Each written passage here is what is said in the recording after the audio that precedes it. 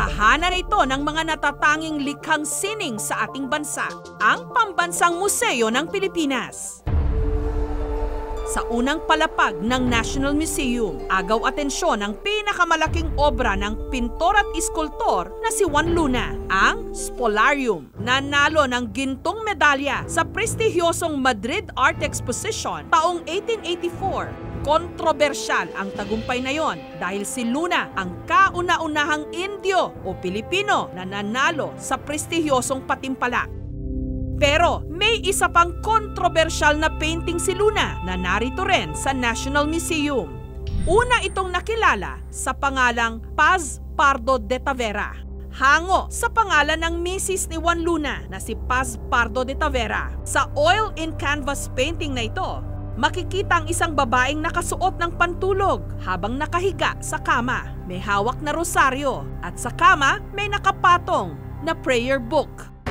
Simpleng painting pero punong-puno ng kwento. May mga nagsasabing ang mga dating nagme-ari raw ng painting na ito minalas. May mga rumors na ito daw ay malas kasi lahat daw ng nagmay-ari nito minalas.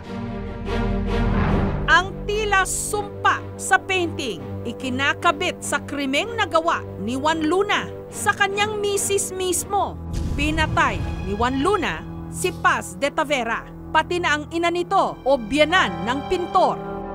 Naging masalimuot daw ang relasyon ng mag-asawang Juan at Paz. Bukod sa mga hindi nila pagkakasunduan, namatay ang kanilang bunsong anak na si Bibi noong 2 taong gulang pa lang ito. We really don't know, no? Pero ang alam kong medyo may gap would be the mother ni Paz. Because the mother ni Paz was never in favor of the bond nilang dalawa. Ayon sa apo sa pamangkin ng misis ni Juan Luna na si Mara Pardo de Tavera, naging mahirap para sa mag-asawa na tanggapin ang pagkamatay ng kanilang bunso. However, may mga fatal events nga dahil si Juan ayaw niyang nagme-makeup si Paz, so nagugulpihan siya. So those were mga incident. Dahil nakaranas ng matinding depression si Paz, pinagbakasyon muna ito ng kanyang mga magulang.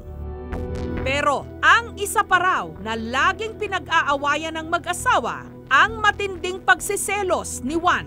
Pinaghinalaan nito ang kanyang misis na merong kalaguyo.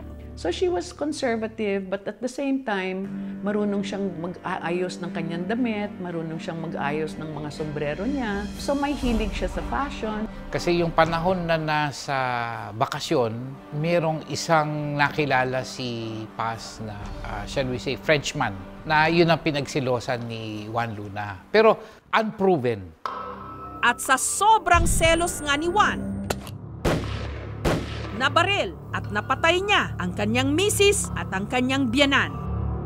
Ito ho yung painting niya na ginawa niya. Ito ho yung jar. Now, dalawa ho itong jar, pero ito ho yung nilabas ko, yung pinaka natamaan ho to ng konting piraso ng utak ni Paz. So ito yung jar ng piping saksi sa dalawa. Pero ayon sa ilang kamag-anak ni Juan Luna, hindi nito sinadya na mabaril ang kanyang misis. He found the door lock and he took a gun to open the lock. He shot a few shots on the door, not knowing na yung mag-ina nasa kabilang side. Natamaan sila by accident. Matapos niya magawa ang krimen, nakulong ito sa Pransya. Pero kalaunan, napalaya. There was only a 1-day trial at naabsuelto si Juan Luna dahil number 1, ito'y crime of passion. Nirule ng French court sa Paris na isa siyang savage. Galing siya sa Malay world. So, ibig sabihin, expected yung pagiging wild niya. Parang siyang plea of insanity. Kasi mga barbaro naman yung mga taga-Asia. Yun yung dating dun eh. Alam mo, kung ang buhay ng kahit na sinong tao ay iyong titignan, lahat naman tayo ay may swerte, minsan may malas. Ibig sabihin, lahat ng sinabi nilang pangalan na yon at minalas sila dahil ikinabit yung may-ari sila ng painting. Bakit? Sinuwerte din naman yung mga yon at one point in their lives. So sinabi nila namatay kasi dahil sa painting na yon. Lahat naman tayo mamamatay. Either magkasakit o maaksidente ka o kung ano man. So ibig sabihin, ang nag-i-interpret lang yan tayo lang talaga.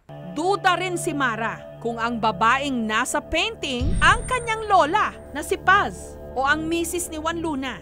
Gusto ko lang sabihin kaagad-agad na hindi ho to si Paz Pardo de Tavera. Sa aking pag-aalam, ito ho ay si Angela Dush, isang paboritong model ni Juan Luna since 1881. At nakasulat yan sa mga notes niya na #1 model ho niya yan. Pag nakita mo, si Paz Pardo de Tavera daw yun, doon sa unang title, hindi naman kamuka, di ba? Bilog yung mukha ni Portrait of a Lady eh. Kaya sinasabi na pag kinumpara mo yung mga paintings ni Juan Luna, lagi niyang model itong babaeng ito. Kamukha rin daw kasi nito si Angela Dush na nasa isa pang painting ni Juan Luna, ang The Parisian Life. Kaya naman pinalitan ang pangalan ng painting. Mula Paz de Tavera, ginawa na lang ito ng National Museum na Portrait of a Lady. Thank you for watching mga kapuso. Kung nagustuhan niyo po ang videong ito, subscribe na sa GMA Public Affairs YouTube channel. And don't forget to hit the bell button for our latest updates.